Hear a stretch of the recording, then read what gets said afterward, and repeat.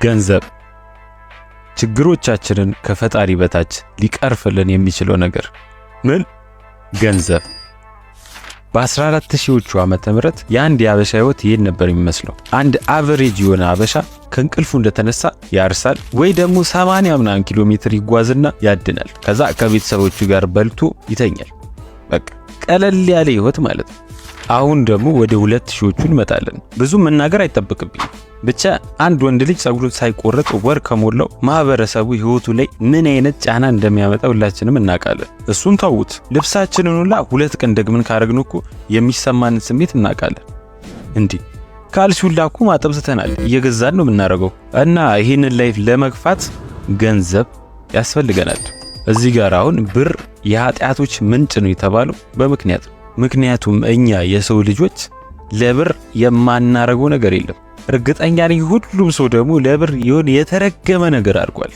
ዛሬ ምነግራችሁ እኔ ያረኩትን ነው። 10ኛ ክፍል ማትሪክ ካለቀ በኋላ አንድ የተረገመ ፎከስ የሚባል ፊልም አያለሁ። ይሄ ፊልም ተጀምሮ እስከሚያልቅ ድረስ ታሪኩ ማጭበርበር ነበር እና ይህንን ፊልም ደግሞ በልጅነት ጭንቅላት ያዩት። ሳድግ አኒሜተር ነው የምሆነው የምለው ልጅ ሌባ ነው ሆኖ ብዬ ቁጭ አልኩኝ። ማስበው ብር ነው ማገኙ ደግሞ አጭበርብሬ ነው ብዬ ወሰንኩ። በሰነ ስርዓት ሰግቼ ደብተር ገዝቼ እስክሪፕቶ ይዤ አይዲያ መጻፍ ጀመርኩኝ። እንዴት አረጌ ነው አጭበርብሬ ብር ማገኘው ብዬ ማለት ነው። እና አንድ ቀን ሽንት ቤት ቁጭ ብዬ የሚገርም ሐሳብ ይመጣልኛል። ደነገጥኩኝ።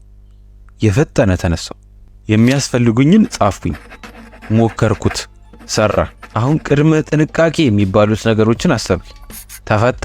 የማከፋፍልበትን መንገድ አሰብ፣ እሱም ተፈታ። አሁን የሚቀረው ስፖንሰር። የሆነ ልጅ አይምሮ ውስጥ ብቅ አለ። ይሄ ልጅ የግቢ ተማሪ ነው። በጎን ደግሞ አንዳንድ ህገ ወጥ የሆኑ ስራዎችን ይሰራል። ስሙን ዝም ብለን አቤል እንበለው። ስለዚህ ሐሳቤን በደንብ ካስረዳሁት አቤል እምቢ የሚልበት ምንም ምክንያት የለም ብዬ እቤቱ ሄድኩና ሐሳቤን አስረዳሁት። ደስ ብሎት እሺ ያለኝ ማለት ነው። ሐሳቤን አጠር አድርጌ ስነግራችሁ እንዲህ ነው። አቤል 300 ብር ኢንቨስት ያደርጋል። እኔ ደግሞ ከሰጠኝ 300 ብር 250 ብሩን 50 የ5 ብር ካርዶችን እገዛለሁ። በ50 ብሩ ደግሞ የሰፈር ህፃን ልጆችን 50 የተሞላ የ100 ብር ካርድ ሰብስቡ ብዬ ሰጣቸዋለሁ። እኔ ደግሞ ይሄ መረቅ የሆኑን ጭንቅላቴን በመጠቀም የ5 ብር ካርድ ላይ ያለውን የሚፋቀውን ፓርት አንስቼ የ100 ብር ካርድ ላይ ለጥፋለሁ። ይሄ ማለት ፌክ የ100 ብር ካርድ ሰራው ማለት ነው። እንዲህ ያረኩኝ 50 ካርዶችን ሰራለሁ ማለት ነው። ከዛ እነዚህን ካርዶችን ይዤ በየሱቁ እየሄድኩኝ ፌኩን በሪሉ ቀይራለሁ። እንዴት? በጣም ቀላል። ሱቅ ይሄድና ባለሱቁን የ100 ብር ካርድ ስጠኝ ይለዋል። ከሰጠኝ በኋላ ዝርዝር 90 ብር ሰጠዋለሁ። 90 ብሩን እስከሚቆጥር ድረስ እኔ ሪሉን ካርድ በፌኩ ቀይረዋለሁ። ከዛ 90 ብሩን ከቆጠረ በኋላ 10 ብር ይጎላል ይለኛል። በቃ አመጣልሃለሁ ምናምን ብዬ ፌኩን ካርድ ሰጠውና 90 ብሬን ተቀብዬ እሄዳለሁ ማለት ነው። እንዲህ ያረኩኝ በቀን ከ10 የተለያዩ ሱቆች ሰበስባለሁ። በ5 ቀን 50 ሪል የ100 ብር ካርድ አገኘው ማለት። ይሄንን ካርድ ደግሞ ለጀብሎች በ80 ብር ሸጥላቸዋለሁ። በመጨረሻ 4000 ብር አገኘው ማለት ነው። ከዛ 1300 ብሩን ለአቤል መልስለታለሁ። ለራሴ ደግሞ 2700 ብር አገኘው ማለት። አዎ ይሄን ስራ ሰርቼ ከጨረስኩ በኋላ ክላስ ተጀመረ።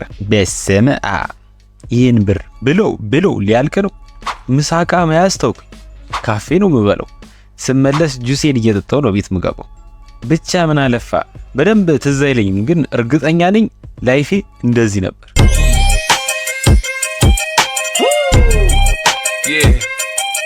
ከ15 ቀን በኋላ አቤል ይሄ ብር ይጣፍጡና ድጋሚ እንስራ ብሎ ይመጣል። እኔ ደግሞ የያዝኩት ብር ከኔም አልፎ የልጅ ልጆቼን ያኑራል ይቀልባል ብዬ ስላመንኩኝ አይ ይቅርብኝ አልሰራም አልኩት። ግን 300 ብር ከሰጠኝ እንዴት እንደሚሰራ አሳያለሁ አልኩት። አብሽር አለና 500 ብር ሰጠኝ። እኔ ደግሞ አሳዩትና በቃ ህይወቴን መቀጠል ጀመርኩ። አንድ ቀን እንቁላል ገዝቼ ወደ አክስቴ ቤት እየሄድኩኝ አቤልን አገኘዋለሁ። ሰላም ምናምን ካልኩት በኋላ እዚህ ሰፈር ምን ትሰራለህ አልኩት። የባለፈው ስራ እኮ ብቻዬን እየሰራው ነው አለኝ። በቃ ይመች ምናን አልኩትና ትንሽ ሄድ እንዳልኩኝ እስቲ ቆይ ሊዮ ብዬ ዞር አልኩኝ። ለካ አቤል ጅል ነው። ባለሱቁ 10 ብር ይጎላል ሲለው አቤል ፌኩን የ100 ብር ካርድ በመስጠት ፋንታ ሁለቱንም ካርድ ያወጣላል ማለት ነው። ከዛ ባለሱቁ የፈጠነቹን ይዞና ሌባ ብሎ ይቀውጧል። ብራዘር ድሮ መኒ አክቲቭ ነኝ። ቀጥታ ከእንቁላሎቼ ውስጥ አንዱን አነሶና ባለሱቁ ላይ አነጣጥሬ እንቁላሉ ፊቱ ላይ ሄዱ ብርጭቅ ሲል ደንግጦ አቤልን ይለቀዋል። አቤል ደግሞ እግራዎችን ብሎ ይሮጣል። በነገራችን ላይ የአቤል ሯጭ ነው። ልጁ በጣም ሯጭ ከመሆኑ የተነሳ ይሄ ልጅ ሰው አይደለም እንስሳ ነው ብዬ ለብዙ ዘመናት ተከራክሬያለሁ። ብቻ አቤል እግሬ አውጪኝ ብሎ ይሮጣል። እኔ ደግሞ ያስኩትን እንቁላል ጣልኩና ቀስ እያልኩኝ ከአክስቴ ቤት ወደ ሰፈር መጣሁ። ከዛ ሳስበው ግን ብንያዝ ኑሩ በጣም ከባድ ነበር። ቀጥታ ነበር የምንታሰሩ አልኩና ኮስተር ብዬ አቤልን ልመክረው ቤቱ ሄድኩኝና እንዲህ አልኩት፣ አቤል ሁለተኛ እንደዚህ አይነት ነገር እንዳታርግ። አንተ ሲጀመር ምንም አትችልም፣ አንድ ላይ እንሰራለን፣ እኩል እንካፈለዋለን አልኩት። አቤልም በምክር የተስማማና እሺ አለኝ። ከዛ 2 ዙር ምናምን ከሰራኑ በኋላ ሱቅ ለሱቅ መንከራተት አስጠላንና ተው ነው እንጂ በጣም የሚያዋጣ ስራ ነበር። ግን የምር አሁን ላይ ሳስበው ብንያዝ ኑሮ በጣም ከባድ ነበር። እንዴ ያኔው 4000 ብር ማለት እኮ የሆኑ 20000 ብር ማለት ነው ወገን። ብስኩት 2.50 በነበረበት ጊዜ እኮ ነው 4000 ብር ያጭበረበር ነው። ከባድ ነው። አደራ ሕፃን ልጆች ይህን ቪዲዮ ካያችሁ እንደዚህ አይነት የማጭበርበር ስራ ውስጥ እንዳትገቡ። ከገባችሁ ደግሞ እንደኔ አይነት ቅመም ከሆነ ሰው ጋር ህብረት ፍጠሩ። ይሄው ቀልዴን ነው ደግሞ የምር እንዳትገቡ።